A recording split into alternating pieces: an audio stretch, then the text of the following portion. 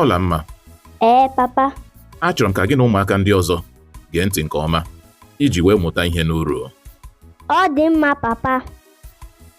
Ọtụtụ afọ gara aga n'ala Ọnịcha, n'ime afọ ndị 19 ka otu nwata aha ya bụ Okoro Nweje bi n'ebe ahụ. Nwata nwoke ahụ malitere itopụta nwa okorobịa mara mma ile anya.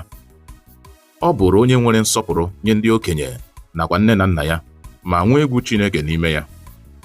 Ọtụtụ mmadụ malitere ịkọwapụta ezi akụkọ banyere Okoro Nweje, bụ onye ndị obodo ya hụrụ dịka nwa okorobịa nwere obi umeala, nwee nsọpụrụ nyere ndị okenye ma bụrụ onye na-enweghị ntụpọ.